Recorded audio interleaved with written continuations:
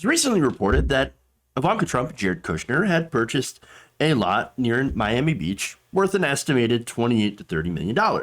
Now, this is the Indian Creek area in Miami Beach, and it's known as the Billionaire Bunker, which I think is quite appropriate if you're a Trump, because Trumps are known to hide in the bunkers.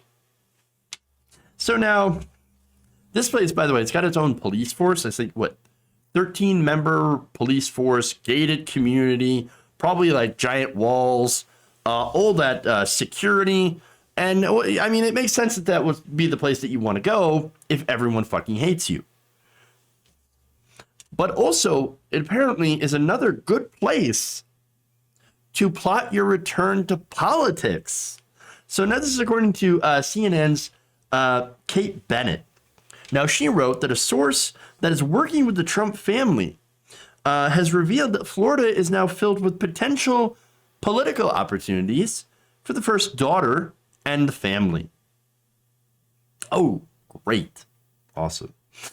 Trump, Bennett writes in her article, has not ruled out a near future run for office, nor has she publicly denied that she has political ambitions of her own. Florida, which President Donald Trump won in 2016 and 2020, provides a potential opportunity for Ivanka Trump should she choose to enter politics. Now, that is the question. Is she going to get into politics? Fascinating. That's a fascinating question. It turns out that anybody... Okay, Ivanka, the way that I see her is like a moth, right? Brainless, not very smart, heads towards the nearest light source, except that light source happens to be anywhere near power, right? And I think this can apply to all the Trump family, really.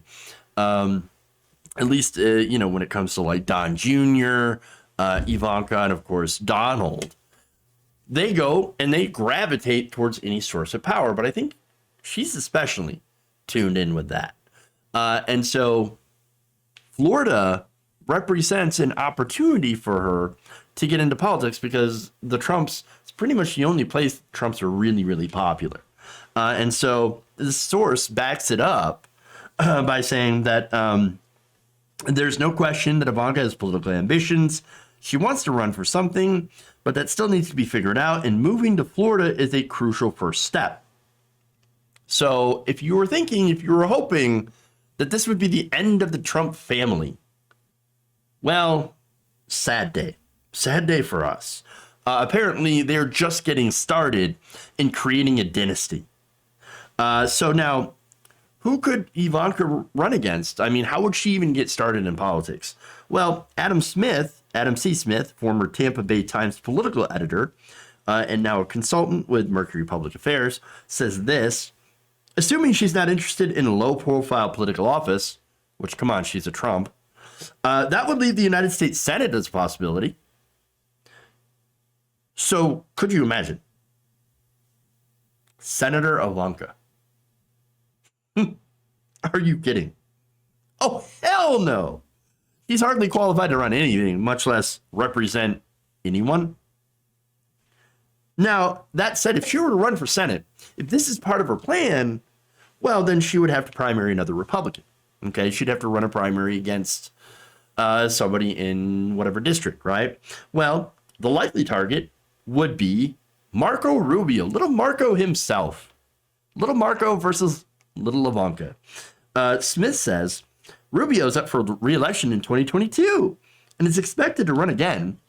But I wouldn't think that Rubio would deter her if she wanted to run, because he's a boy and he's not exactly a tough politician. Okay, Marco Rubio is kind of a sad sack when you think about it. Very weak, low energy boy. Okay, and so if she were to run against Marco Rubio, it's a possibility that she would crush him among Republicans.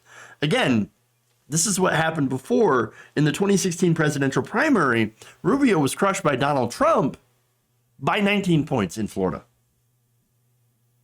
So, interesting. So now later on in that piece, by the way, and this is funny. Okay, here's what Smith said. Quote, normally you'd expect a credible candidate for U.S. Senate to spend years building a political and financial network. But those normal rules would not apply to Ivanka. I think she'd be the immediate frontrunner if she ran for U.S. Senate against Rubio, given her father's popularity in the Sunshine State. Oh, because, of course, those rules would never apply to Ivanka Trump. Oh, no. See, she doesn't have to be credible or, spend years building an actual political network and doing things you're supposed to do to run for Senate. She's the first daughter. She's the Faildaughter of Donald Trump. Well, of course, she can go and get a Senate career. I mean, come on. Faildaughter of privilege, had everything handed to her on a silver platter, never worked a goddamn day in her life. Well, of course, you can go and represent us in Florida. Oh my God, if they do that, holy shit. Could you imagine? I mean, again, Florida is probably the best place for her because politically the state's an absolute shit show.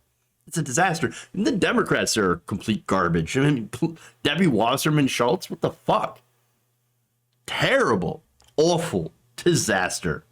And look, I have friends in Florida. I feel really bad for my progressive friends because there are wonderful progressives in Florida. Farron Cousins is one of them. Nicole Sandler, also another one. You have now I can't think of his name for some reason. Jeff. Yeah. Anyway, you've got a lot of great progressives there. Okay. But Florida politically is disastrous. Terrible. Because you have a lot of terrible people that are also living in Florida. That unfortunately, there's more terrible people there who would vote for somebody like Ivanka than, people who would vote for a decent candidate. And so, look, if they manage to elect someone like Ivanka into Rubio's Senate seat, for example, well, it's just, without a doubt, it would end up being a complete and utter disaster, just like, of course, any Trump that would end up being in office. And we've already seen that with, of course, Donald.